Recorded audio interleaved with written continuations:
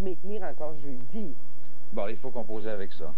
On n'a pas le choix, vraiment. On n'a pas le choix. Bon, non. Ben, merci beaucoup. Je vous en prie. Merci. Si vous voulez, on va retourner à Saint-Jean. Hein. C'est quand même dramatique ce qui se passe là-bas sur le plan humain. C'est vraiment quelque chose. Où se trouve Martine Biron, donc à la polyvalente où on a rejoint tantôt le maire de la ville de Saint-Jean. Bonsoir Martine. Bonsoir Bernard. Donc entouré de gens qui se sont réfugiés parmi les 2200 qui sont là-bas. Ah ben, tout à fait, parce que nous sommes ici dans la salle de séjour du centre d'hébergement, parce que c'est une ville parallèle presque, cette polyvalente-là. On a une infirmière, on a une pouponnière, on a même une animalerie, c'est-à-dire on a installé un couloir où les animaux ont été installés. Il y a des chats, des chiens, des perroquets, des cages d'oiseaux de toutes sortes. Martine, j'aimerais juste mentionner une chose.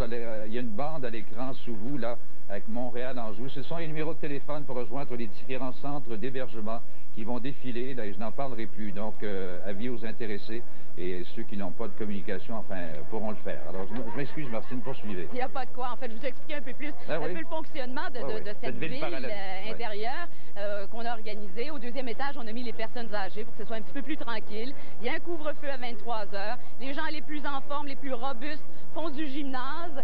Les familles nombreuses ont une classe. On a la cafétéria, évidemment, où il y a 3 repas par jour, où il semble-t-il, on y mange assez bien. Ce soir, c'était du macaroni, ce midi, du poulet. Bon. Alors, les gens sont regroupés dans une certaine bonne humeur. Et en soirée, ben, on joue aux cartes, on tricote. D'ailleurs, on peut voir que les gens sont confortables. Les gens se promènent facilement à polyvalente avec pantoufles ou robe de chambre. C'est assez confortable. Alors, je vais vous présenter ici Patrick, qui est ici depuis quelques jours et qui pourrait peut-être nous parler un peu de son expérience. Vous avez été relocalisé là, dans cet hôtel. Là. On vous a mis dans le dortoir. Alors, dites-moi un peu comment ça se passe. Ben, c'est pas trop beau, là, mais c'est vivable, là, mais on fait ce qu'on peut. Dites-moi, qu'est-ce qui est difficile dans cette organisation-là? Là? Vous, j'imagine que vous étiez bien à la maison, là, vous êtes arrivé ici parce que vous êtes trop froid? Ouais, j'ai resté chez moi le plus longtemps possible, puis ça faisait 24 heures au-dessus, j'étais chez nous, là, il faisait trop froid, je me suis emmené ici avec un de mes copains, puis là, on sait pas partout quand est-ce qu'on va revenir, fait que on attend. Est-ce que vous savez que Hydro-Québec a dit que ça pourrait prendre jusqu'à 3 semaines avant de remettre au courant? On se fait mettre au courant à tous les jours, pas mal, puis ben moi, je prends ça une journée à la fois, puis j'essaie de rester, garder le moral, mais... Qu'est-ce que vous faites de vos journées?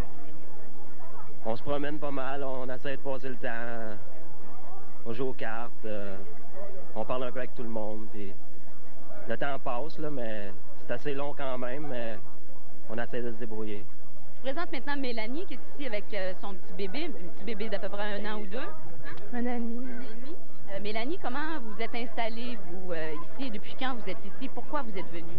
Ben, on est ici depuis 3 jours. Puis pourquoi qu'on est ici? Parce qu'à la maison, ben, c'était froid.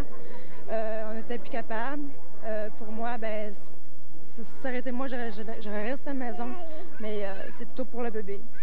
Est-ce que vous êtes bien installée? Est-ce que ça vous convient bien, ce qu'on vous offre? Pour dormir, la chaleur, ça va, mais à part de ça, il manque de ventilation, tout le monde est malade. Et puis, à part de ça, ben... On me dit que les gens ronflent. Oui, ah oui. Oui, ça ronfle. L'année dernière, j'ai dormi juste 3 heures, puis il faisait pas mal chaud. Alors, qu'est-ce que ça vous dit, vous, cette idée de peut-être être obligé de passer 3 semaines ici? J'étais un peu déçue parce que j'ai pas d'autres parentés à l'extérieur. Et puis, si on n'a pas le choix, on n'a pas le choix. Il faut s'adapter pareil. Hein? Vous, monsieur, vous êtes arrivé ici depuis quand? Mercredi soir. C'était trop froid chez vous? Ben, c'était 24 degrés, là. Puis mes enfants, c'était trop humide. Est-ce que vous êtes installé dans le dortoir ou vous avez une classe? Ben moi, j'ai une classe privilégiée. Je couvre avec des ambulances Saint-Jean. Vous avez la suite... Luciale, disons. Ben ouais, un lit neuf, pas pour ça. Est-ce que vous êtes bon pour prendre ça pendant 3 semaines de temps? Je vais chez moi le matin pour aller voir comment ça va. Et il y a des fois que je couvre là, puis maison.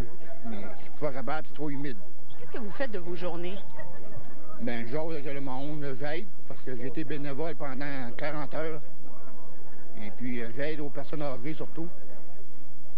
Puis mes enfants. Ma femme aussi. Vous, madame, vous êtes bonne pour passer un bon 3 semaines ici?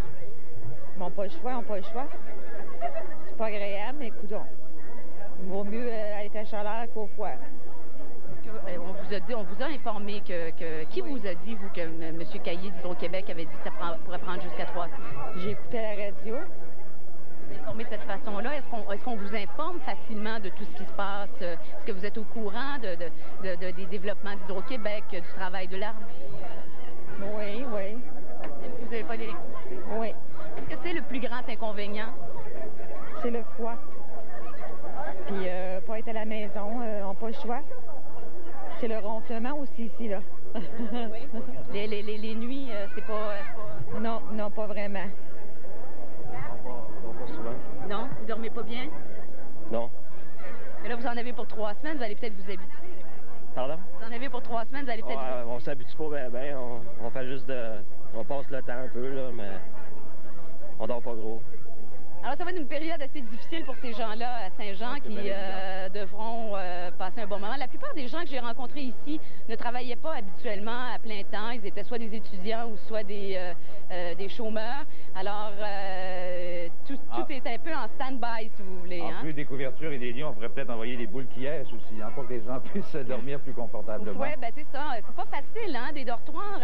On n'est pas habitué, on est habitué à nos petites chambres. C'est bien certain, c'est bien évident. Mais enfin, c'est la vie. Ouais. Merci, Martine, un peu plus tard. Merci beaucoup.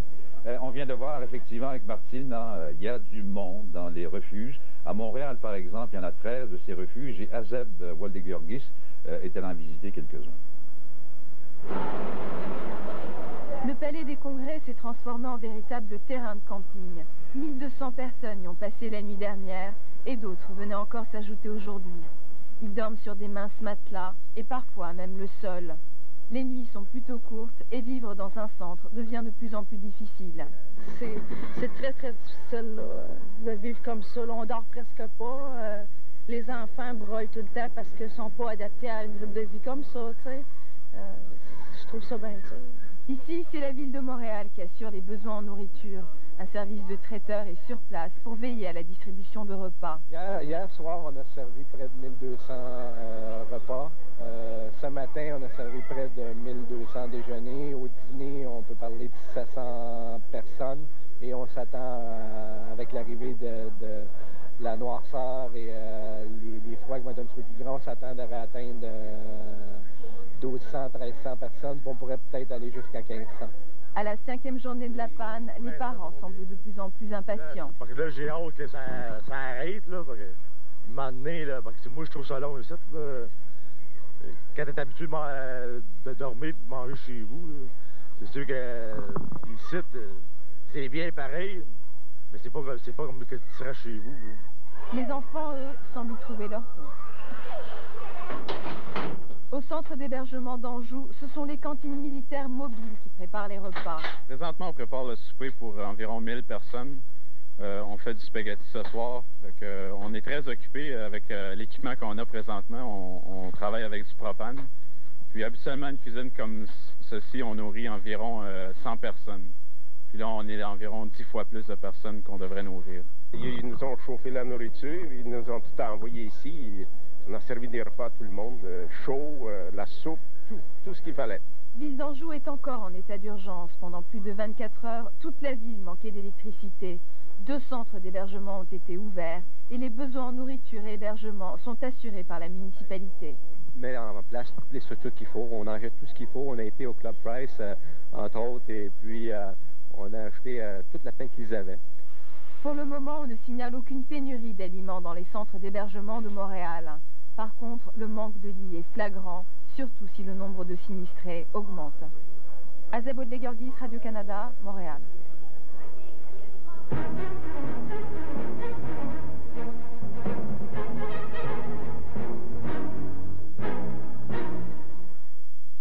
Qui est-ce qui penserait qu'à notre âge, on pouvait encore obtenir de l'assurance vie? Même avec mes problèmes cardiaques, je n'ai pas eu à passer de l'examen médical pour être assuré. Aucune question sur notre santé, aucun représentant n'est venu nous voir. Avec le régime garanti d'assurance vie de Norwich Union, si vous avez entre 50 et 75 ans, votre acceptation est garantie, sans examen médical ni question sur votre santé. Demandez donc sans attendre votre documentation de souscription personnelle qui répond en termes simples à toutes vos questions. Votre assurance vie garantie peut vous coûter à compter de 20 $ par mois. Selon votre âge et la prime que vous choisissez, votre protection peut atteindre 25 000 $. Et en cas de mort accidentelle, votre capital assuré triple et peut atteindre jusqu'à 75 000 $. Un peu de protection supplémentaire, ça peut pas faire de mal. Et c'est aussi un peu d'argent en plus à laisser à notre neveu favori. Pour nous, c'est comme un fils. J'aurai 65 ans en octobre prochain et mon assurance vie collective prendra fin avec ma retraite. Mais avec le régime garanti d'assurance vie, j'aurai la protection voulue à un prix raisonnable et mes primes n'augmenteront jamais. Demandez votre documentation de souscription personnelle dès aujourd'hui. Si vous avez entre 50 et 75 ans, vous êtes automatiquement accepté. Quand mon mari est décédé sans assurance, rien que les frais funéraires m'ont mise dans la gêne. Mais depuis que je suis protégée, j'ai plus souci d'être un fardeau pour ma famille. Et ça, c'est bon à savoir. Composez dès maintenant ce numéro sans frais pour obtenir votre documentation de souscription personnelle. Il n'y a aucune obligation de votre part et aucun représentant n'ira chez vous. Si vous avez entre 50 et 75 ans, vous êtes accepté automatiquement, sans examen médical ni question sur votre santé. Composez simplement le 1-800-567-1567. Notre téléphoniste attend votre appel. Je répète, 1-800-567-1567. Demandez notre téléphoniste 826.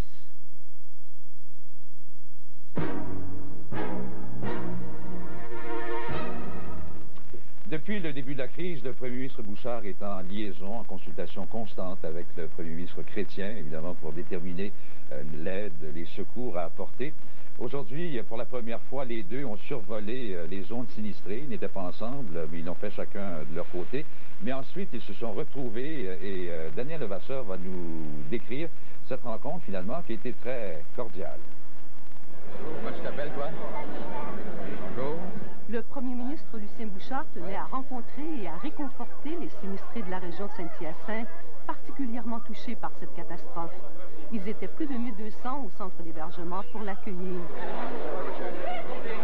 M. Bouchard se disait plus optimiste qu'hier. Le pire, j'espère en tout cas qu'on pourra conclure comme ça en fin de journée, il est en arrière de nous parce que la tempête est terminée, il ne tombe plus de verglas. Il semble même que le réseau est soulagé d'une partie du poids parce qu'il y a une fonte, un déglaçage. Le président d'Hydro-Québec, qui accompagnait Lucien Bouchard, a donné l'assurance que peu importe les sommes d'argent impliquées, tous les efforts seront déployés pour remettre le système en marche le plus rapidement possible. Je n'ai pas demandé ce que ça coûtait, puis je n'ai pas l'intention de demander ce que ça coûte. Ce qui me préoccupe, c'est la mobilisation maximale pour arriver à réduire au minimum le délai pour chaque client. Ils ont survolé la région en hélicoptère pour évaluer l'ensemble des dégâts. Dans les cas où il faudra tout reconstruire, cela prendra beaucoup plus de temps, c'est évident. Mais malgré tout, André Caillé demeure confiant. On entre en action avec un déploiement que les gens n'auront jamais vu pour reconstruire. Pour évaluer les programmes visant à aider financièrement les sinistrés, le premier ministre réunira demain son cabinet. J'ai convoqué pour demain midi un conseil des ministres spécial à Montréal, parce que ça se passe à Montréal, là, puis tout le monde est là. Et j'ai mis en marche aujourd'hui une équipe interministérielle pour regarder les programmes existants, parce qu'il y a déjà un programme qui existe, que vous connaissez avec le gouvernement fédéral, qui couvre déjà une autre partie de dommages. S'il y en a d'autres qui échappent et qui nous paraissent légitimes, en tout cas, on les regarde présentement, on aura un rapport demain, et le conseil des ministres devrait être en mesure de prendre des premières décisions demain après-midi. OK. Là, vous saluez. Il est ensuite revenu à son bureau de Montréal pour rencontrer le premier ministre Jean Chrétien. Visiblement touché par cette catastrophe qui affecte tant de monde, M. Chrétien a donné l'assurance de son entière collaboration. Nous avons convenu, le premier ministre Bouchard et moi-même, de travailler en collaboration pour essayer d'agir le plus rapidement pour rétablir l'électricité. Devant l'urgence de la situation, il a décidé lui aussi de retarder son départ en Amérique latine. Le gouverneur général fera le début du voyage. Je ne sais pas quand est-ce que je pourrai rejoindre l'équipe. M. Bouchard, lui aussi, il ne sait pas la date exacte. On verra qu'est-ce qui va se passer. De son côté, Lucien Bouchard s'est dit très satisfait de l'intervention de l'armée canadienne et de la collaboration du premier ministre Chrétien. Je voudrais dire au premier ministre que nous apprécions ce qu'il fait. Il répond à mes appels téléphoniques, toutes les demandes que nous avons formulées sont suivis de réponses positives et je voudrais le reconnaître publiquement.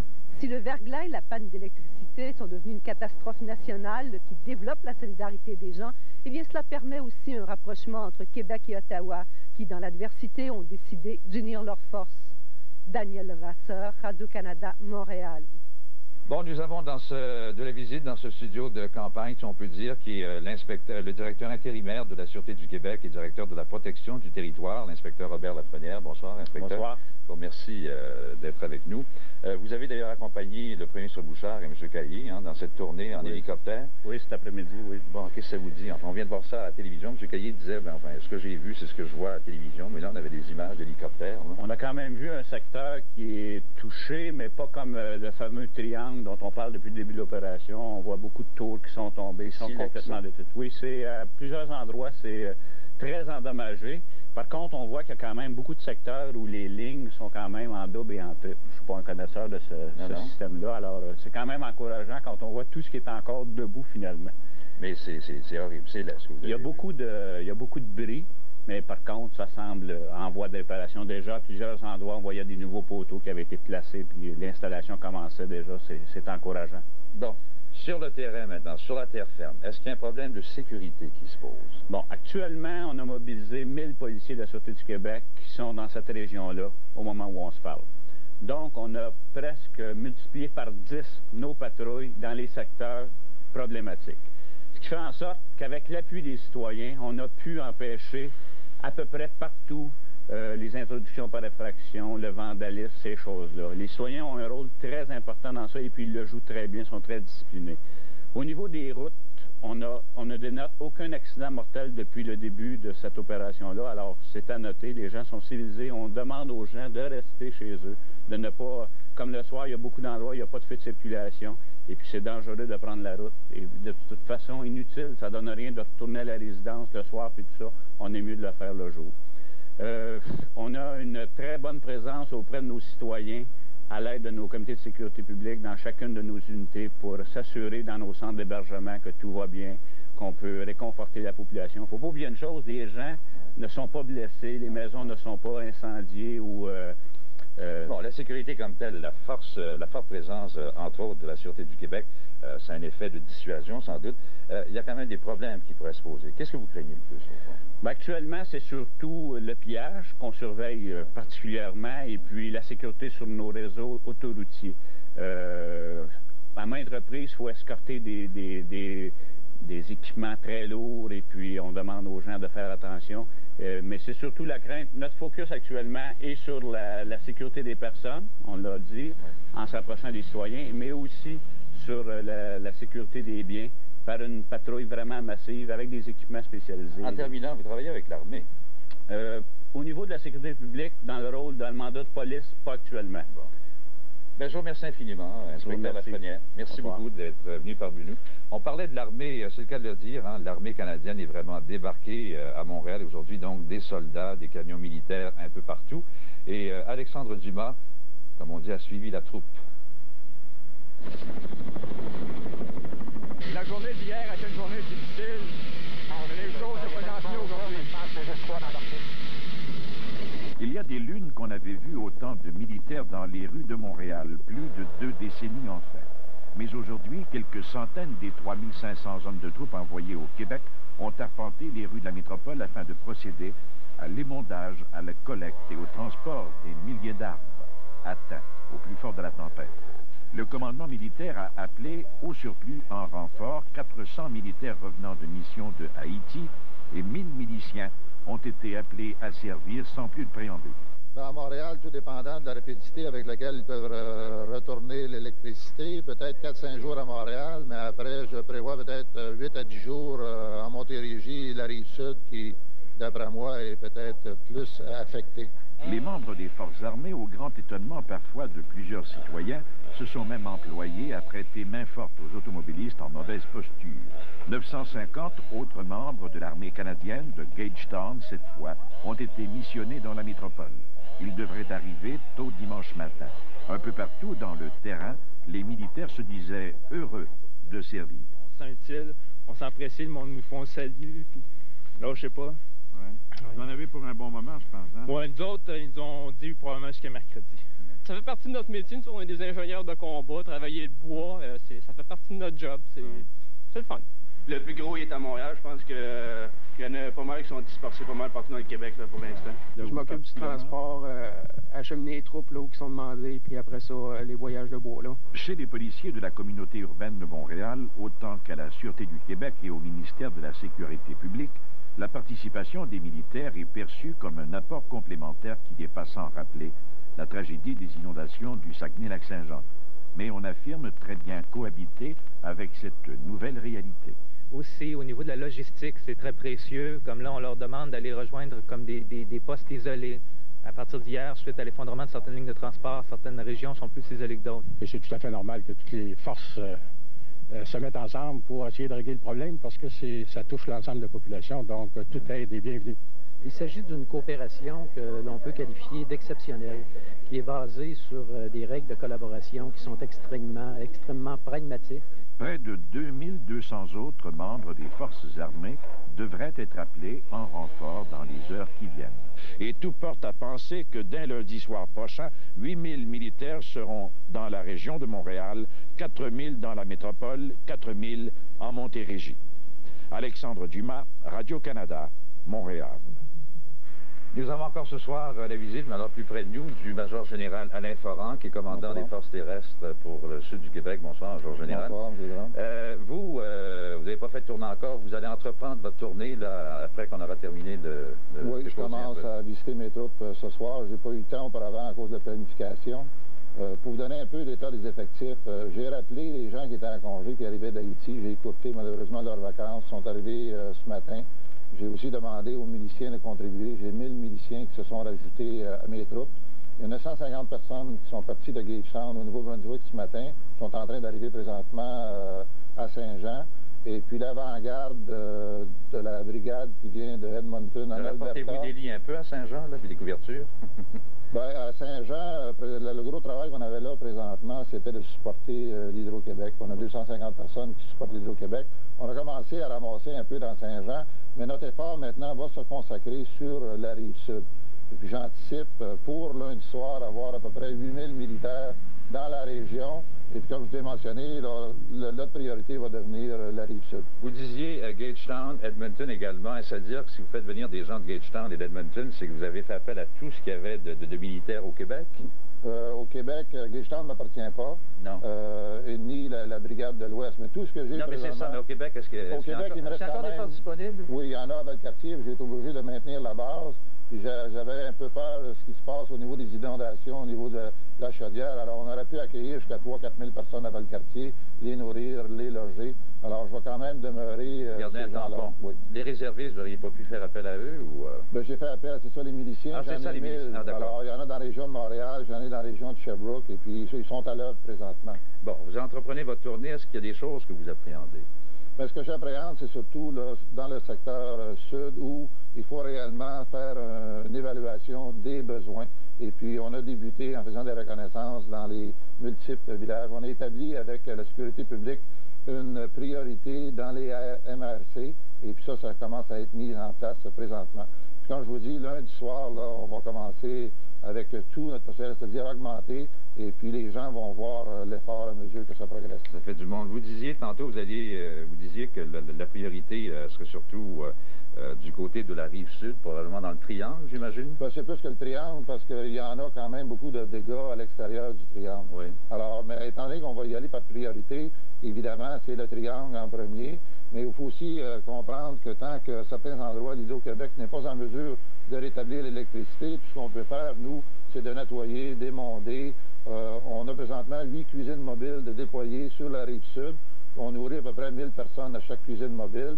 J'en ai 30 autres qui peuvent servir. J'ai d'autres génératrices qui arrivent, qu'on est prêt à mettre en place justement pour aider. Puis demain matin, il y a un comité spécial qui est formé sous la gouverne du sous-ministre, M. Charles Côté, de la Sécurité publique, qui va regarder à tous les problèmes concernant les centres d'hébergement. Et puis, ils vont tout cerner les problèmes à ce moment-là. Après, il y a peut-être beaucoup d'autres centres centres qui vont s'ouvrir. Vous relevez de qui, là, finalement? L'armée relève de qui ici? Là, nous, tout est coordonné par la sécurité publique. Ah, sécurité supplée. C'est pas le ministère de la Défense? Pas... Non, eux me donnent mes tâches et puis moi, dans la mesure de mes moyens, on les accomplit. À vos ordres, mon commandant. Oui, c'est ça. Bon. Combien de temps pensez-vous devoir rester sur les lieux? Ben, moi, je dirais au moins 10 jours. Pas plus que ça? 10 jours au moins, là, pour les 8000. Après, je crois qu'on va commencer à diminuer, conserver les troupes du Québec. Il y a beaucoup de ramassage, il y a beaucoup... On est prêt à rester le temps qu'il faut. Ça, il n'y a aucun doute à mon esprit. Moi, j'estime 10 jours pour le gros, et puis après, peut-être en diminuant les forces pour un autre 4-5 jours. Mais c'est assez difficile de faire l'évaluation tant qu'on n'a pas fait la reconnaissance de tous les endroits. J'ai reçu mes hélicoptères, 10 hélicoptères avec le quartier ce matin. Il y en a 2 présentement qui travaillent ce soir. Ils ont commencé la reconnaissance des lignes avec l'Hydro-Québec. Ça va se continuer demain. Vous n'avez pas survolé ça encore, vous, là? Moi, j'ai pas eu l'opportunité. J'étais pris au niveau de la planification. Je vais débuter après demain, fort probablement. Bon, alors, vous avez une idée quand même de ce que vous allez voir. Je vais visiter mes troupes ce soir là, en véhicule. Pour en tenir le moral. Major Général, je vous remercie infiniment. Avec plaisir. Je vous souhaite une bonne tournée. Merci bien. Merci bien. Bien. Une catastrophe comme celle-là, ça a toutes sortes de conséquences qui sont difficiles à prévoir. D'ailleurs, le Major Général en parlait, même dans son domaine. Il y en a un autre bel exemple. Il y a la moitié de la production laitière du Québec qui est menacée. Pourquoi? Parce qu'il y a des usines de transformation qui sont fermées. Elles sont fermées parce qu'il y a eu une panne de courant, évidemment, et on a même dû détruire une bonne partie de leur réserve de lait. Évidemment, c'est un beau gaspillage, mais il paraît qu'il n'y a pas de danger de pénurie pour les consommateurs. On va écouter là-dessus les explications de Maxime Poiré. Voici comment on se débarrasse de 1800 litres de lait. Ça vous rend triste? Eh bien, dites-vous que durant toute la journée, la même scène s'est répétée chez la plupart des producteurs laitiers du Québec et aussi dans l'est de l'Ontario. Mais là, il faut l'acheter tout au complet. Il ne faut pas en garder, là. OK? Bon. On prend rien, viande. Lourde tâche pour les employés du syndicat des producteurs de lait de la région de Québec qui ont dû annoncer une bien mauvaise nouvelle à leurs clients. Tout le monde doit acheter son lait. La raison? Une quinzaine d'usines de transformation sont en panne ou recommencent à peine à tourner dans les régions touchées par le verglas. On ne sait donc plus où envoyer le lait. Les usines qui sont opérantes, on a rempli les silos de ces usines-là et on est vraiment rendu là, au maximum des capacités d'entreposage. Et aujourd'hui, pour une première journée, dans le fond, il va y avoir du lait qui va se jeter parce qu'on n'est pas capable là, de tout utiliser ou diriger ce lait-là finalement. C'est donc 3 500 000 litres de lait qui sont menacés chaque jour que dure la crise. Ça représente la moitié de la production quotidienne du Québec. Et même si des camions-citernes ont commencé à acheminer une partie du lait vers l'Ontario et les Maritimes, ce ne sera pas suffisant pour tout sauver. C'est sûr que c'est la première fois que ça arrive, puis au début, j'ai été très surpris. Normalement, on produit du lait, c'est pas pour l'acheter, c'est pour nourrir la population, là. Les producteurs ne savent toujours pas combien tout cela va coûter, mais on sait à qui on va refiler la facture. La Fédération des producteurs de lait va faire une réclamation à la protection civile et évidemment, là, cette réclamation-là va être demandée au gouvernement du Québec. Bonne nouvelle toutefois, aucune pénurie de produits laitiers n'est envisagée. Les réserves seraient suffisantes pour pallier à la demande. Maxime Poiré, Radio-Canada, Québec.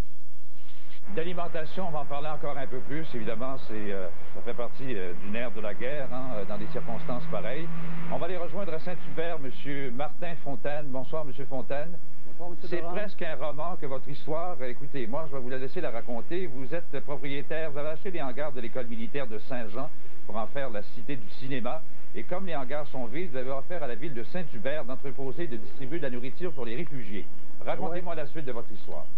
Alors, en coopération avec la sécurité publique, on nous avait demandé d'accueillir les vivres fournis par différents fournisseurs, de façon à ce que par la suite, les centres d'hébergement puissent entrer en communication avec nous et qu'on puisse, une fois que leur véhicule est arrivé ici, leur donner les vivres là, pour, dépendamment du nombre de personnes, là, 500, 1000 ou jusqu'à 5000 personnes ont dû être approvisionnées ici. Bon, alors, et ensuite? Et ensuite, alors, on a établi sur mon cellulaire un quartier général, les communications sont établies. Les gens de chacune des municipalités, là, que ce soit de Napierville, Granby, etc., entraient en communication avec nous, venaient ici, et là, on leur donnait les vivres pour qu'ils retournent à les porter ça à leurs gens le plus rapidement possible. Bon, je regarde derrière vous, ça a l'air assez vide ce qu'il y a là-dedans, là. Actuellement, on a encore un petit peu de vivres. Je lance un appel à tous en coopération avec la sécurité publique. On a encore besoin de choses. On ne sait pas combien de temps ça va durer. Là, je vois que l'électricité revient. Ça va nous aider beaucoup. Là. On l'a eu pour quelques minutes aujourd'hui à peine. Alors, on revient. On est tantôt à travailler avec l'armée pour essayer d'avoir une génératrice. Alors, si jamais il y avait des gens qui avaient des vivres à donner, spécialement margarine, pain, beurre, lait, je vous conseille d'appeler à la sécurité civile au 238-5491. On vous laissait le message tantôt qu'on en a encore besoin de beaucoup. Alors, ce matin, vous aviez combien de victuailles? Ce matin, on a reçu 17. On attendait jusqu'à 17. Finalement, on en a reçu une dizaine de vannes de 48 pieds. Là, ça fait combien sans poids? Je comprends.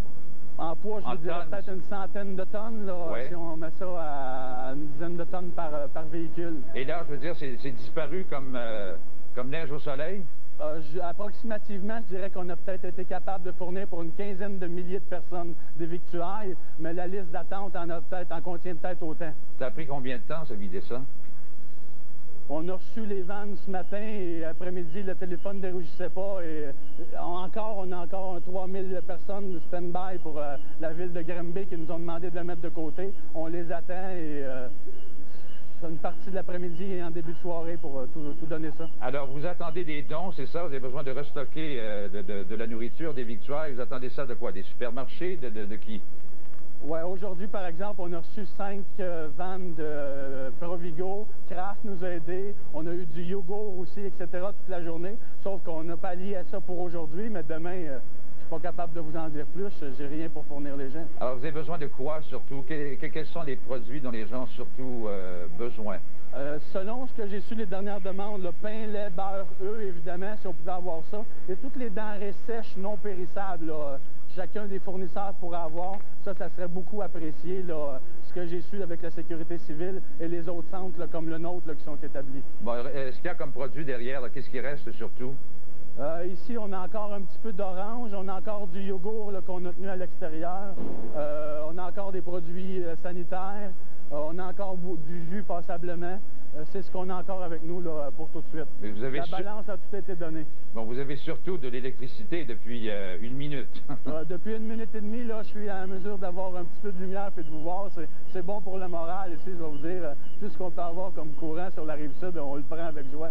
Bon, évidemment, pour acheminer ces tonnes de victuailles, il y a peut-être un problème, enfin, un ennemi pour vous, c'est les problèmes de transport. Jusqu'à maintenant, ce matin, les premiers appels qu'on a reçus des centres d'hébergement, on leur demandait d'essayer de pourvoir à leur propre transport pour venir les cueillir ici, et la majorité des centres ont été capables de pourvoir à ça. Ah, vous êtes prêt à recevoir la nourriture de n'importe où? En entrant en communication avec la sécurité civile, 238-5491, avec les 3 centres comme ça, ben, on vient à bout de le répartir entre chacun équitablement, puis de voir à l'envoyer à qui de droit là, pour que ça puisse être réparti comme il faut. Bon, je pense qu'il y a un autre centre qui ressemble un peu au vôtre et qui est à Montréal, à Montréal-Nord, ou qui est géré par la Saint-Vincent-de-Paul. Oui, nous aussi, ici, on était avec la Société Saint-Vincent-de-Paul aussi, qui a eu des bénévoles ici toute la journée. J'avais de mes amis à moi, des gens de la famille, etc. On s'est retroussé les manches et on a travaillé toute la journée ensemble. Bon, c'était la même chose ici à Montréal-Nord, sur le boulevard L'Archevêque. Alors, vous êtes prêt à durer le temps qu'il faudra à faire cette belle œuvre-là, le temps qu'il faudra? Malheureusement, on est embarqué là-dedans un petit peu comme ça, mais on ne choisit pas le moment où il faut aider. Comment, malheureusement? Ben là, ça arrive comme ça, sauf qu'encore une fois, on l'avait vu au Saguenay l'été passé, puis à ce moment-ci, les Québécois font belle preuve de solidarité, puis j'encourage tout le monde, il faut s'aider, c'est le temps. Mais c'est extraordinaire ce que vous faites, M. Fondane. Je vous remercie beaucoup, félicitations, bravo, il y a de l'électricité, vous avez raison, ça remonte le moral, et merci infiniment. Merci, M. Doran, au revoir. Bonne chance, bonsoir. Bonsoir. On parlait de nourriture. Il semble qu'à Montréal, je disais tantôt, on a vu un reportage d'Azeb Walde-Giorgis dans un de ces 13 centres d'hébergement. Il y en a un où se trouve justement Azeb, où il y aurait, semble-t-il, pénurie de nourriture. Je pense au Palais des Congrès de Montréal, Azeb. Oui, bonsoir Bernard. Bonsoir. Écoutez, ici on affiche complet. Il y a déjà 1200 personnes qui se trouvent au Palais des Congrès. Et on vient juste de nous indiquer, oui, qu'il y a une pénurie de nourriture. demande à la population, si possible, d'amener des fruits ici, également des collations emballées si possible, également des repas. Il faut rappeler qu'il faut nourrir 1200 personnes, 250 enfants se trouvent ici. Également des jus de fruits sont demandés et aussi... Mais il y en a à Saint-Hubert, justement. Ah bon, bah alors on aimerait bien en recevoir ici. Oui. Alors, comme vous voyez derrière moi, c'est la section des familles ici. Bon, les gens sont... Certaines personnes essayent de dormir. Il y a la section des familles, il y a des femmes et enfants. Et comme vous voyez, la lumière est encore là. Donc c'est très difficile de dormir dans ces conditions-là. Il y a beaucoup de va-et-vient. Je dirais qu'il y aura plus d'espace qu'à Saint-Jean. C'est pas un reproche que je fais, là, mais ça me semble un petit peu plus aéré, si vous voulez. Ah oui, non, c'est très vaste. Mais les gens en ont quand même assez. Ils ont hâte de retourner chez eux. Certaines personnes n'ont pas d'électricité depuis 3 jours. Il y en a qui n'ont pas vu leur maison depuis au moins 4 jours. Alors, j'ai à mes côtés une famille ici de Pointe-Saint-Charles. Il y a Madame Denise Lévesque qui est mère d'une petite fille. Alors, Madame Lévesque, comment ça se passe? Comment vous trouvez ça ici? C'est pas trop difficile? Non, je trouve ça un peu difficile. La bouffe est bonne. La seule façon difficile, c'est qu'on ne peut pas se laver. On ne peut pas barrer les portes de toilette pour se laver. Il faut qu'on serve de rapidement pour manger. Donc, les autres d'arriver chez nous prendre une bonne douche. Oui. Ah oui. C'est des conditions que j'imagine que vous n'aviez jamais vues avant. J'ai jamais vu ça. J'aimerais pas arriver ce que je vis aujourd'hui. Oh, non. Et la nuit, est-ce que vous arrivez quand même à dormir 3-4 heures. Tu peux pas dormir que t'es dîner demain. Impossible. Alors ici, vous êtes avec votre famille, c'est ça?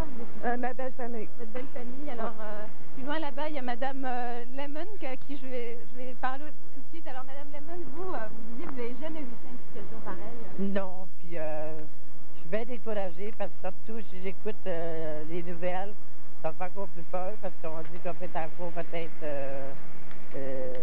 15 jours, mais là, je ne vois pas ça parce que là, je vais s'étouffer malgré qu'on est en sécurité ici, on est au chaud. On mange assez bien, mais on ne mange pas des porcs chauds, c'est normal. Qu'ils ne peuvent pas donner plus que ce qu'ils ne peuvent pas ou qu'ils peuvent, je ne sais pas. Mais un repas chaud, elle a fait du bien aussi, mais on n'a pas le choix, il faut prendre ce qu'on peut avoir. Et alors, vous, ça fait combien de temps que vous n'avez pas d'électricité? Ça fait 3 jours. On va dire à peu près comme ici. Puis, je trouve ça dure un petit peu, moi, parce qu'à terre, j'ai de la misère à me relever, mais on a de bons services, on me lève, puis tout est parfait. Ouais. Merci beaucoup. Oui. Alors, comme vous voyez, Bernard, les gens ont assez hâte de retourner chez eux.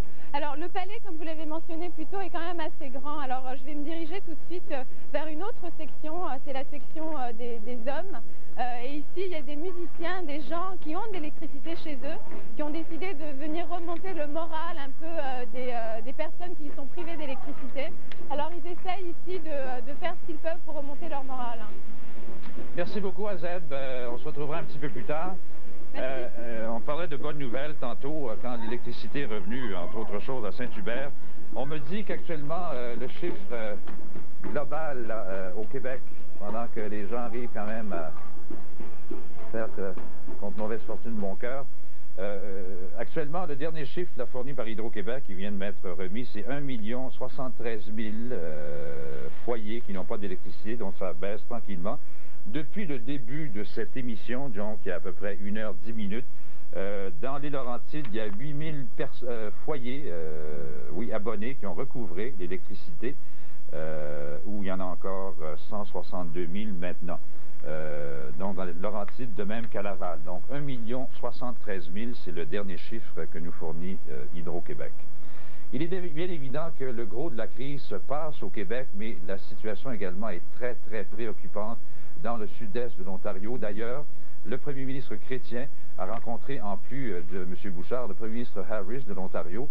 Je pense qu'il va parler du chiffre, là, c'est pas loin du demi-million d'abonnés qui sont privés dans le sud-est de l'Ontario. Voici le compte-rendu de Denis Ferland.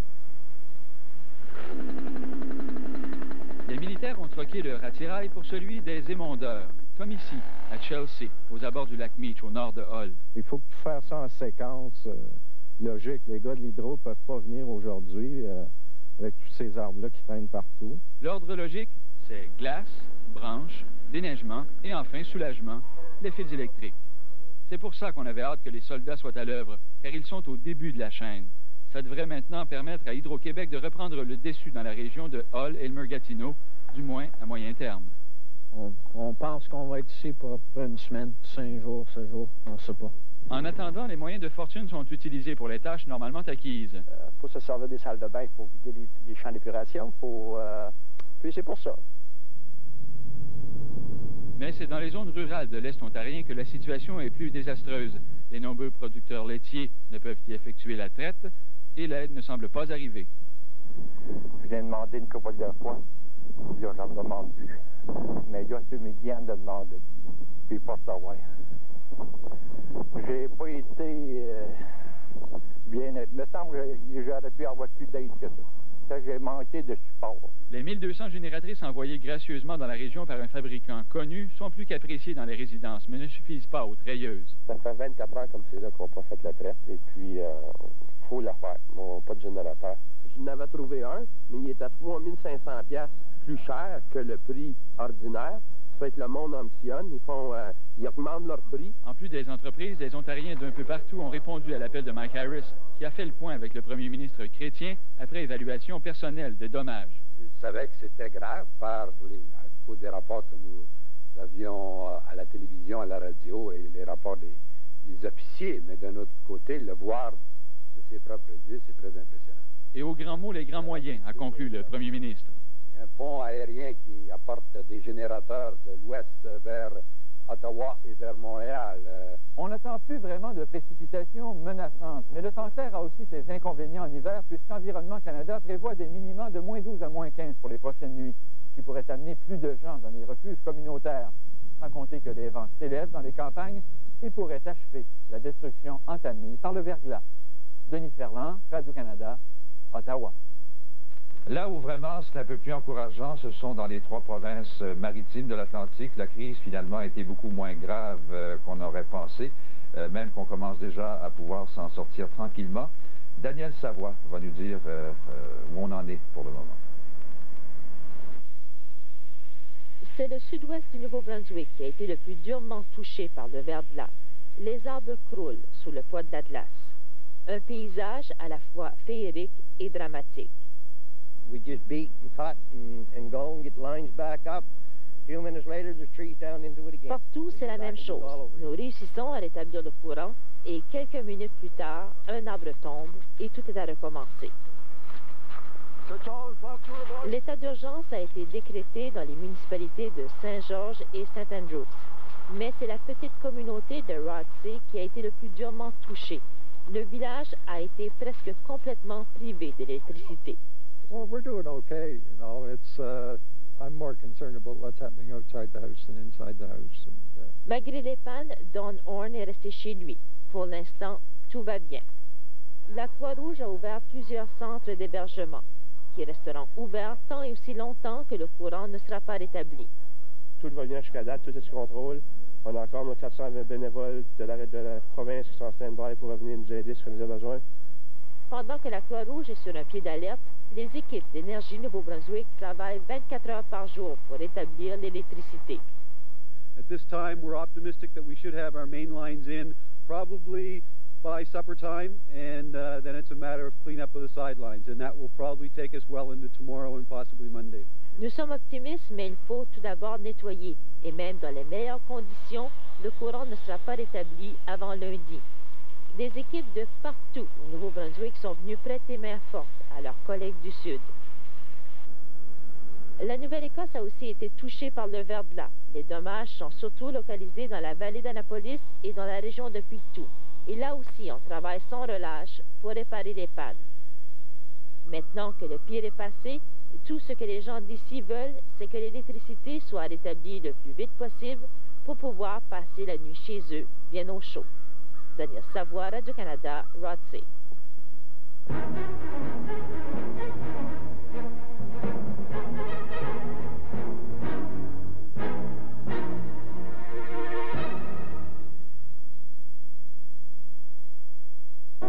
Gens d'affaires, le Clarendon vous invite Lafitte. Entièrement rénové, le plus ancien hôtel de Québec vous offre son atmosphère typiquement européenne. Découvrez le Charles Baillarger, notre restaurant gastronomique, reconnu pour ses dîners d'affaires. Et pour terminer la soirée, une authentique soirée de jazz à notre bar L'Emprise. Renseignez-vous sur notre programme Fidélité Forfait Affaires. Le Clarendon, l'endroit tout désigné pour votre prochain déplacement aux réunions d'affaires à Québec. Chez Brouille Martineau, il se passe des choses que vous n'avez pas les moyens d'ignorer. Chaque matin, on se prépare à distribuer des milliers de dollars en certificats cadeaux. Absolument. À l'achat d'un ensemble 4 places aileron ou relaxant, comme ce magnifique ensemble sofa fauteuil offert à seulement 1 299 $, vous recevrez 200 $ en certificats cadeaux Brouille Martineau. Et ne paierez qu'en janvier 1999. C'est la ruée chez Brouille Martineau, là où la qualité n'est pas un obstacle aux batteries. Sautez là-dessus. Les chiffres sont concluants. Sur papier, tout paraissait bien. Nous sommes allés voir de plus près. Par ici. Nous avons vu des chaînes de production arrêtées, un besoin d'investissement en capital. Le candidat d'équipement. Il était évident que les chiffres n'avaient pas tout dit. Je suis vraiment déçu. Bref, nous n'avons pas investi dans cette entreprise. Chez Trimark, avant d'investir votre argent, nous investissons notre temps. Fonds mutuel Trimark, mieux placé pour performer.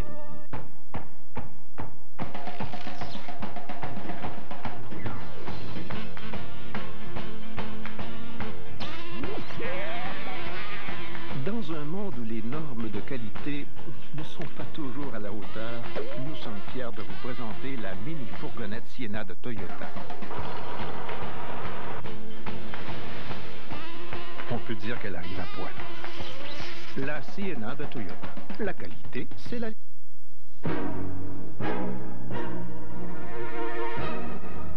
Bon, un autre sujet qui a fait beaucoup parler parce que ça pose un certain nombre de problèmes. Hier, rappelez-vous, le premier ministre Bouchard avait lancé un appel à l'aide aux Américains, espèce de sécurité civile là-bas. Il demandait, entre autres, des lits de camp. Alors, il y a un petit problème autour de ça qui semble peut-être en voie d'être résolu. Julie Vildechêne, qu'on va les retrouver à Washington. Bonsoir, Julie. Bonsoir, Bernard. Alors, il y a eu un problème, hein, ça ne tournait pas rond à un moment donné, là. Problème de communication, vous en avez parlé dans votre émission, peut-être des problèmes bureaucratiques augmentés par le fait que ce sont deux pays qui se parlent. Alors, je vous raconte un peu comment ça s'est passé. Le Québec, effectivement, a fait appel à la FEMA, qui est l'agence ici qui s'occupe des gros désastres aux États-Unis. Or, la FEMA, très rapidement, s'est rendu compte qu'elle n'avait pas le matériel nécessaire pour aider le Québec.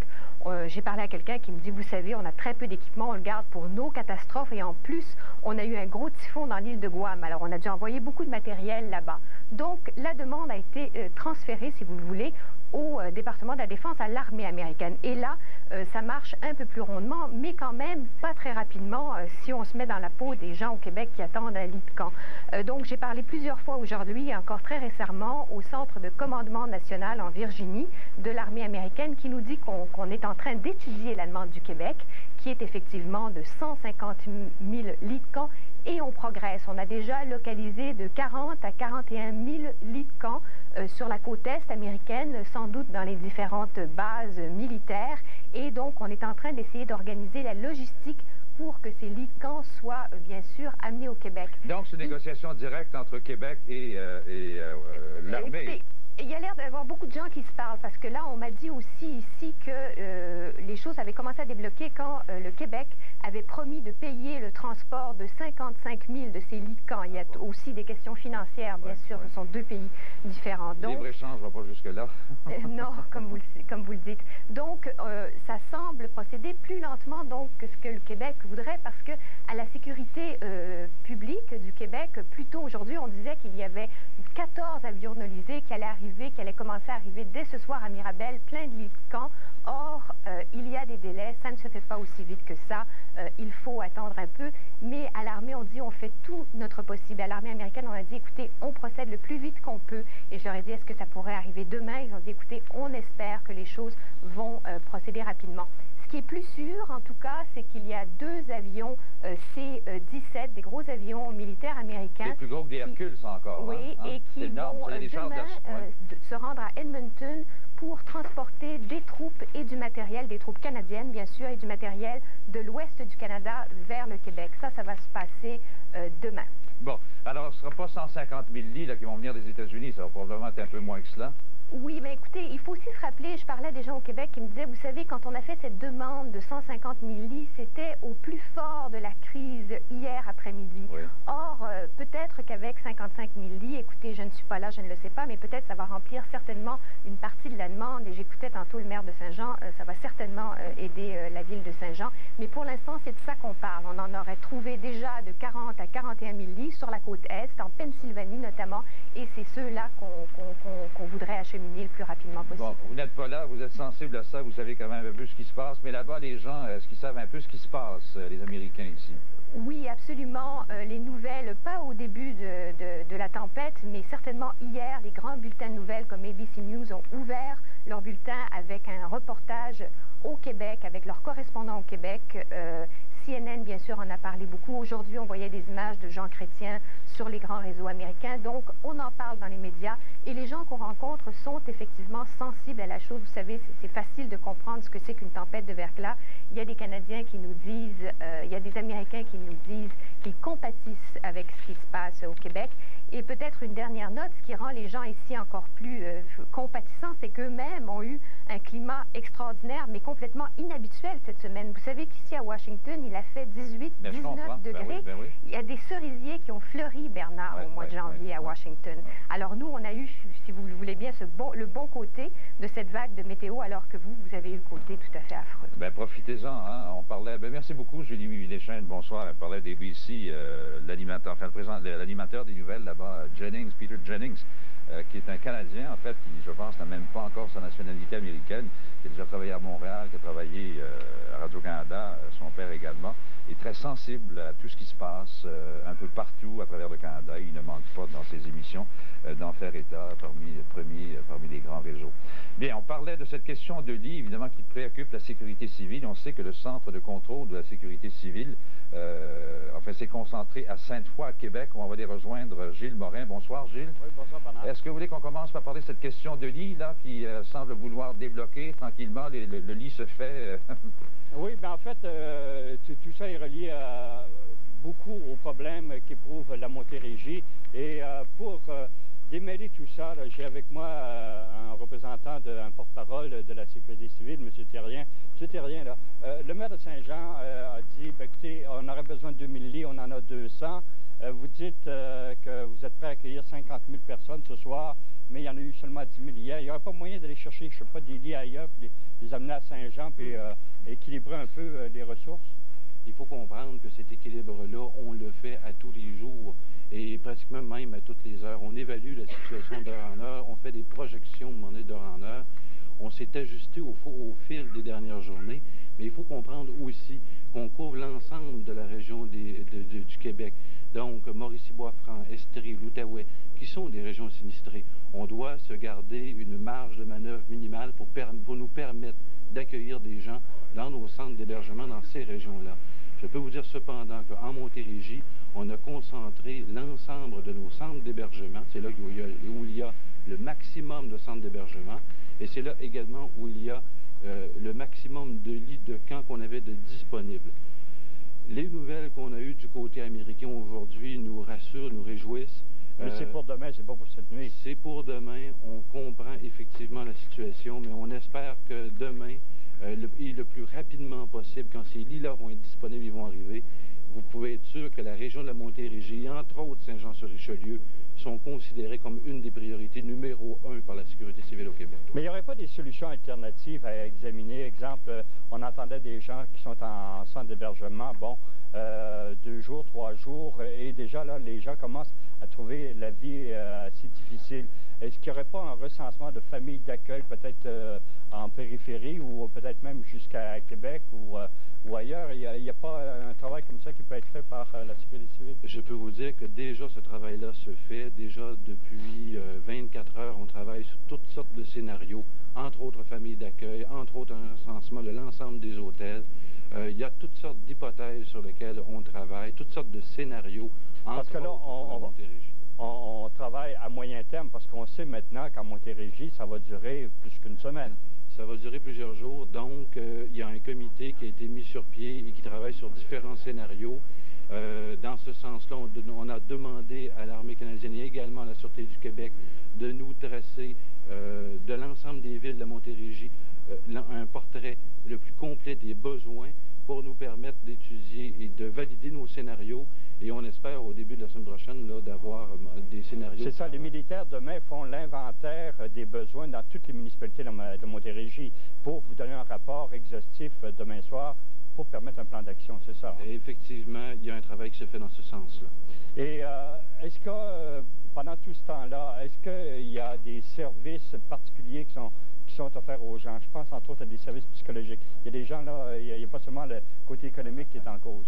On comprend fort bien cela et je peux vous dire qu'en collaboration avec nos partenaires, entre autres le ministère de la Santé et des Services sociaux, l'ensemble des CLSC ont mis à notre disposition des ressources psychosociales qui sont disponibles pour les gens dans les centres d'hébergement et au CLSC. Et ça, ce besoin-là, il a été considéré et déjà, il y a des ressources qui sont à leur disposition. Il y a également pour les communautés allophones qui se retrouvent dans nos centres d'hébergement, en collaboration avec un autre de nos partenaires, Communication Québec, on a une banque d'interprètes à la disposition des centres d'hébergement pour au niveau des communautés allophones. Les génératrices pour ce soir. Oui, Bernard. Je m'excuse, je vais me faire la courroie de transmission entre le maire de Saint-Jean et votre invité, enfin, qui accusait tantôt, entre autres, les gouvernements, l'armée, les différents organismes de bureaucratie. C'est vrai que ça tardait et puis que ça prenait du temps à accoucher, si vous me permettez l'expression. Oui, votre structure n'est pas un peu lourde, justement, pour intervenir, le fait qu'il y a beaucoup de ministères, l'armée, la Sûreté du Québec, et c'est un peu le reproche que vous faisiez le maire de Saint-Jean tout à l'heure, qu'il n'y aurait pas lieu d'assouplir ça pour intervenir plus directement? Écoutez, je pense qu'on l'a assouplé à son maximum. L'ensemble par exemple, si je regarde l'Armée canadienne, Transport Québec, Hydro-Québec, sont sur le terrain. Regarde avec les municipalités, les comités de sécurité publique sur le terrain même, voient les priorités et agissent en fonction des priorités établies dans chacune des régions. Mais c'est pas un peu lourd comme organisation? Je pense que ce qui est normal, c'est qu'il y a un ensemble d'intervenants. C'est une situation exceptionnelle, d'une complexité exceptionnelle. Et je pense qu'on a la structure la plus souple possible pour répondre à des besoins complexes. Avant de vous laisser, est-ce qu'il y a des besoins urgents à combler ce soir? Là, on sait qu'il y a des lits qui manquent encore. Est-ce que couverture, c'est complet, génératrice, enfin? Est-ce qu'il y a des besoins particuliers ce soir? Il y a toujours des besoins de génératrices. Il y a un numéro de téléphone à Québec. Et là, on parle de génératrices de forte puissance. Le numéro de téléphone à Québec à composer le 418-646-7937 pour les génératrices, mais de forte puissance. Et ça, c'est pour alimenter... centres d'hébergement, on peut principalement les centres d'hébergement. Je vous remercie, M. Terrien. Merci, monsieur. Alors, Gilles, que ce soit lourd, moyennement lourd ou pas lourd du tout, il reste que ça me semble très actif, la sécurité civile. C'est très actif et demain, ce qu'il faut retenir, c'est que ça a commencé ce soir et ça s'intensifie demain. Les militaires vont vraiment ratisser les 220 municipalités de la Montérégie pour établir un plan d'action, un plan d'intervention à moyen terme, c'est-à-dire pour 1 ou 2 semaines, qui devrait être connu soit demain soir ou lundi matin. Autre chose à ajouter, Gilles? Non, pour le moment, on attend les lits. On attend les lits. Vous n'êtes pas les seuls. Merci beaucoup, Gilles. Au revoir. Bonsoir.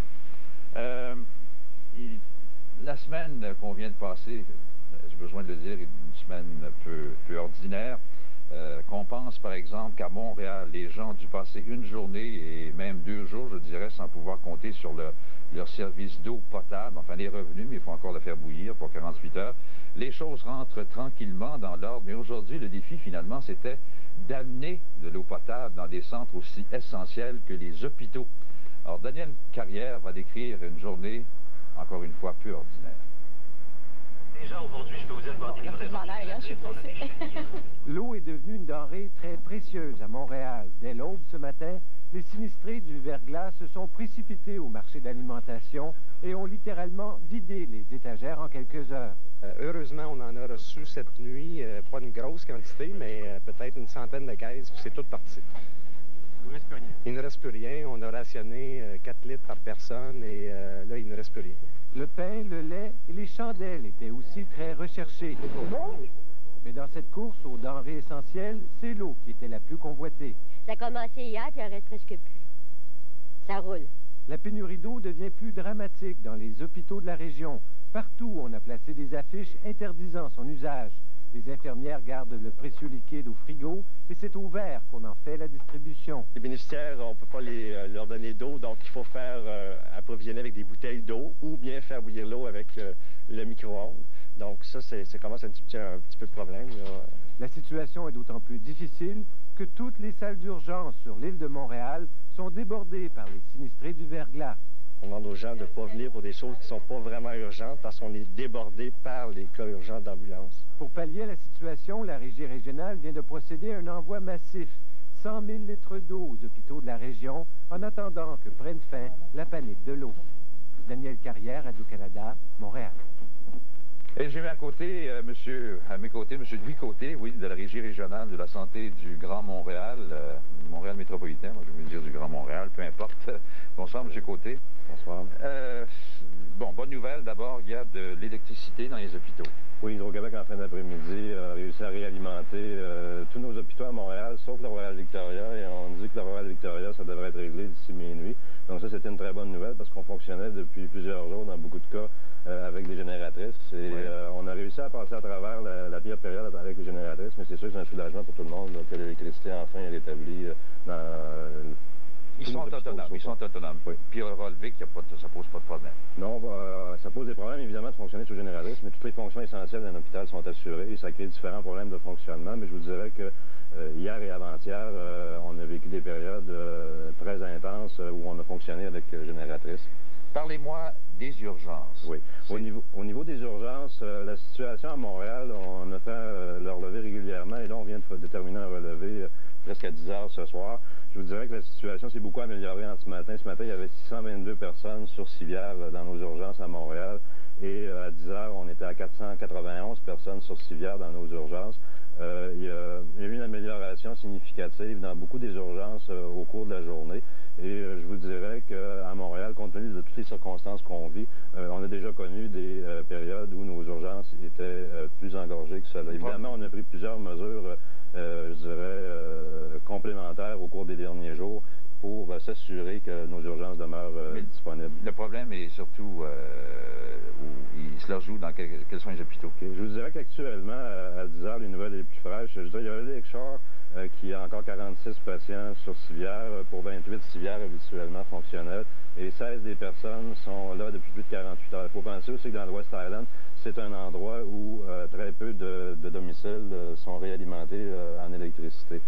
Par contre, la situation, par exemple, au centre-ville, au centre hospitalier de l'Université de Montréal, s'est beaucoup améliorée entre ce matin et 10 heures ce soir. Bon, les personnes âgées, ça va être un gros problème de leur faire quitter leur domicile, les relocaliser. Regardez, les personnes âgées, on a mené une opération majeure au cours des 2 derniers jours. On a relocalisé 1200 personnes âgées à Montréal qui étaient en perte d'autonomie. Donc, c'est des personnes âgées qui ont des maladies chroniques, des problèmes de mobilité et qui vivent à domicile et qui reçoivent souvent des services de maintien à domicile, des CLSC. Comme leur domicile était devenu inadéquat, ces personnes-là ne pouvaient aller dans les refuges municipaux parce qu'ils ont besoin davantage de services et non plus aller dans les hôpitaux. Donc, on a mobilisé nos centres d'hébergement, les hôpitaux et des centres hospitaliers de réadaptation pour les relocaliser. Actuellement, ils sont en sécurité. On a 1200 personnes qui ont été redéplacées. Une dernière question, le problème d'eau potable.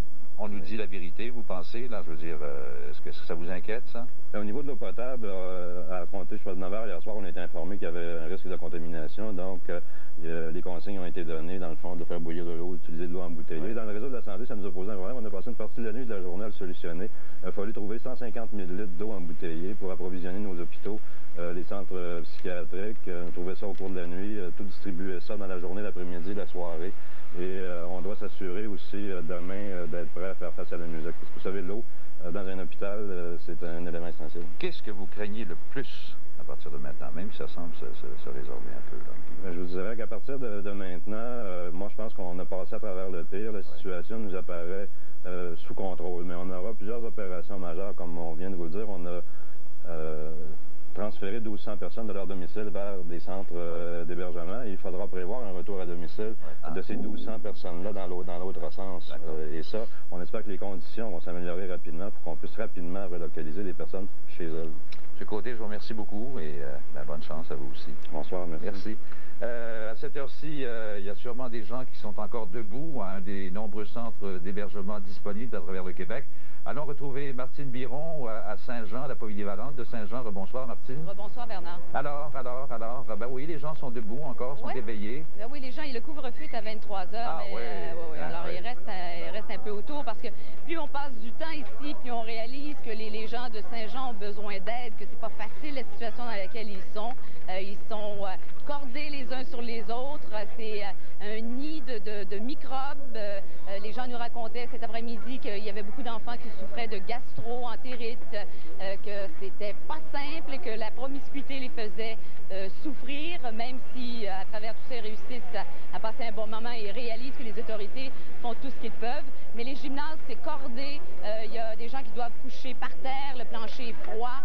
Et évidemment, bon, il y a la chaleur humaine et toutes ces odeurs parce que les gens ne se lavent pas facilement. Alors, je vous invite à rencontrer une femme qui nous racontait ici un petit peu plus tôt que c'était peine et misère vivre ici. Alors, qu'est-ce que vous vouliez dire quand vous le dites? Peine et misère, c'est qu'il n'y a pas ici, il y a juste l'eau froide, comme il y a des choses. Fait que laver nos enfants à l'eau froide, c'est comme pas évident. On n'a pas de shampoing, on n'a pas de savon, on n'a pas des barbouillettes, on n'a pas de serviettes. Il manque des couvertures. Il y a à peu près 3000 personnes ici, puis à peu près 200 lits.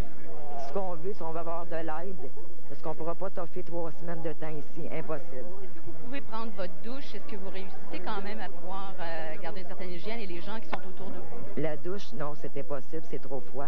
On se lave un petit peu à la main. Les adultes, ça va, mais les enfants, pas du tout. C'est froid, là. Il n'y a pas d'eau chaude, pas du tout. Vous, votre fille, la petite fille qui était sur vos genoux, elle était malade aujourd'hui, hein? Vous avez dû l'envoyer à l'hôpital. Expliquez-moi un peu comment ça s'est passé. Bien, Marie-Claude, premièrement, elle a fait des allergies aux animaux. Il y a des animaux ici. Puis là, on manque de ventilation. Il y a à peu près 300 personnes dans le gymnase. Elle a fait une crise d'asthme, c'est sa première. Il l'a emmenée en ambulance ce matin. Elle est obligée de coucher dans un autre endroit, tout seul, avec des personnes là, comme la Croix-Rouge. Elle ne peut plus coucher avec moi. Fait que il y a une journée que c'est son père qui va coucher avec. L'autre journée, c'est moi. Il faut faire la rotation. Mais c'est plein comme ça. Il y a plein de maladies. Il y a la gastro. Les enfants, ils n'ont pas de sirop. Il manque des médicaments. On n'a pas de shampoing pour se laver. On n'a pas de savon. Il n'y a rien. La nourriture est bonne. Ce qui est bon, c'est les personnes comme les gens de la sécurité. Si on n'aurait pas eux autres, là, les bénévoles, Est-ce que vous pensez que vous allez être capable de tenir le coup 3 semaines? Moi, je vais le passer le coup parce que j'ai la foi. Je crois, j'ai espoir pour mes enfants. Oui, je vais le faire pour eux autres. Ça, c'est certain. Puis j'aide les autres gens. Il faut aider tout le monde ici. 3 semaines, c'est long. On aimerait peut-être ça que si le maire pourrait ouvrir d'autres locales, d'autres bâtisses ailleurs, pour envoyer quelques monde, on est tous. Oui, bien c'est ça, Bernard, il paraît qu'on semble, on a perdu l'image. Non, on va revenir à vous, soyez pas inquiets, là, on remercie la générosité des propos de vos invités. On va y revenir dans quelques instants, on va juste corriger ça rapidement. On va retourner au centre, au Palais des Congrès à Montréal, si vous voulez, plutôt. Je pense est-ce qu'on est prêt à aller à Zeb Waldegorgis, qui est elle aussi dans un autre centre d'hébergement, au fait ce que vous voyez en bas de l'écran. Tout au numéro de téléphone où c'est disponible, Belleuil, entre autres, et puis tous les autres. Alors, allez-y, ne vous gênez pas. Alors, à Zeb, de votre côté, à Belleuil, c'est un peu plus noir. Enfin, moins de lumière. Oui, moins de lumière. Les gens essayent de dormir un petit peu, mais c'est très difficile. Il y en a beaucoup qui sont ici depuis jeudi, depuis que le centre a ouvert. Il faut rappeler que certaines personnes viennent d'autres centres qui ont dû fermer leurs portes parce qu'il manquait d'électricité. On parle du centre de la Petite Bourgogne également. Il y a la Maison du Père qui a dû fermer ses portes parce qu'il n'y avait pas d'électricité. Donc les gens essayent de dormir tant bien que mal. Ici, je suis dans la section des familles. Comme je vous l'ai dit tout à l'heure, il y a 250 enfants et tout à l'heure, il y avait une pénurie de couches. Alors j'ai à mes côtés ici 2 mères de famille. Bonjour madame, comment ça se passe alors ce soir? Pour dormir, c'est bien difficile. Ma plus vieille, elle adore, elle n'a pas eu de problème avec elle. C'est que le bébé, il ne veut pas dormir, il n'est pas dans ses choses, pas dans sa basinette. Puis c'est ça, je trouve ça bien dur. Moi, j'ai de la misère à dormir. Je dors 2 heures par nuit. Je suis vraiment pas, je suis pas dans mes choses à moi, tu sais. Puis je trouve ça bien dur. Pour la plus jeune, c'est moins pire. Je trouve ça qu'elle s'adapte un petit peu plus vite, mais le bébé, il veut pas s'adapter à ça, à cette situation-là. Et vous, madame, vous êtes ici aussi depuis quelques jours. Comment ça se passe? Depuis que c'est ouvert, là, que je suis faite, là, c'est l'enfer. Les enfants, ils manquent de lait, ils manquent de jus, ils manquent d'eau. On a bien de la misère à fournir les enfants ne veulent pas dormir. Allô? Oui, il ne parle pas encore, je crois. Il ne parle pas encore. Merci beaucoup, mesdames. Bah, écoutez, bonne nuit. J'espère que ça va bien se passer cette nuit. Également, Bernard, il faut rappeler que les gens, il faut qu'ils viennent avec leur trousse de toilette, leur débarbouillette. Ici, j'ai à côté de moi aussi le responsable, le coordonnateur du Palais des Congrès pour justement ce centre. Monsieur Fioré, bonjour. Alors, dites-nous quels sont les besoins ici? Les couches, on n'a plus de besoin. On a reçu 2000. On a fait la demande de couches. Et pour le moment, les couches, s'il y en a qui en ont, les envoyer ailleurs. Nous en avons déjà assez. Et nous sommes aussi ravitaillés par notre centre, notre bureau chef au 5400 Saint-Michel. Alors, est-ce que vous avez besoin de nourriture, d'eau potable? C'est quoi les besoins exactement ici? S'il y a des grosses cruches d'eau, on pourrait l'apprécier, quoique on en reçoit régulièrement. Nous avons aussi besoin de repas, mais des repas en grosse quantité, là, et des fruits et des collations. Pour le reste, je pense que ça va aller, oui. Parfait. Alors, comme vous voyez, Bernard, on s'attend ici à passer évidemment une autre nuit. Oui? Oui, non, allez-y, je vous en prie. Et donc, ils sont déjà 1200, c'est déjà affiché complet, comme je vous l'ai dit tout à l'heure. Alors, les gens espèrent évidemment de retourner chez eux demain. Ben, merci beaucoup, on apprécie ce beau reportage, Azem. Bonsoir et puis bonne nuit à tout le monde là-bas, qu'ils dorment sur leurs deux oreilles, si cela est possible. Alors, merci Bernard, bonsoir. Merci beaucoup, bonsoir. C'est pathétique ce qu'on entend, c'est vraiment pathétique. Il reste encore la moitié des Québécois qui ne sont pas privés d'électricité. Tous ceux qui peuvent faire quelque chose, est-il besoin de le dire, d'y aller? Et je pense qu'il y a des élans de générosité, de solidarité, d'entraide qui se manifestent, mais on sent très bien qu'il y a encore des besoins. Alors il faut y aller, hein. Il faut y aller spontanément, il faut y aller avec son cœur, il faut y aller avec ses tripes. On va retourner à Saint-Jean. Martine Biron, la communication est rétablie. Oui, Bernard, on a pu entendre le témoignage de Louise, mais je vais vous inviter maintenant à rencontrer Marie-Josée, qui a un enfant qui est handicapé mentalement et physiquement. Et pour vous, c'est vraiment pas facile parce que ça retarde l'évolution de votre enfant. Ah oui, c'est sûr. On peut pas lui donner, il y a une diète spéciale, on peut pas lui donner vraiment ce qu'il a besoin là, pour se nourrir. Ça fait 3 jours qu'il mange des patates et des carottes. Là, des patates, des carottes, il aime ça, là, mais c'est pas évident. Pourquoi? Parce que on ne peut pas lui offrir les aliments nécessaires à sa santé. C'est parce qu'à un moment donné, ils ne peuvent pas répondre aux petits besoins de chaque personne. Là, on est 2500, là, c'est pas drôle. Là. On est en train de virer fou, là. C'est une ville intérieure. Vous me disiez aussi que vous aviez été témoin de violences familiales dans votre entourage. Expliquez-moi un peu ce que vous avez vu et ce que vous avez constaté. On a vu une mère frapper ses enfants devant nous autres, sacrer après ses enfants. C'est terrible, ça nous a viré tout à l'envers. C'est effrayant, il y a des maniaco-dépressifs mêlés à même nos enfants. Aujourd'hui, ils ont attrapé des pédophiles. C'est pas drôle, là, il n'y a pas d'ordre ici. Nos enfants sont pas vraiment protégés. Moi, j'ai mon conjoint qui est avec moi, mon frère qui est là, on fait les tours de garde. On peut pas laisser nos enfants 5 secondes. Tu sais, c'est une ville à l'intérieur, là. Tout le monde est en liberté, là. Je veux dire, il n'y a pas personne, les bandits, les voleurs, tu sais, on est tous égales, là. Il n'y a pas vraiment d'ordre. Les militaires sont là, mais tu sais, c'est discret, tu sais. Là, la police ne peut pas intervenir, je présume, là, parce qu'ils sont trop débordés, tu sais. On est allé se promener dehors aujourd'hui, puis c'est catastrophique. On sait bien que, tu vois, un matin, on nous disait que 2-3 jours, puis on aurait d'électricité. Puis là, ce soir, on vient de se faire dire 2 semaines.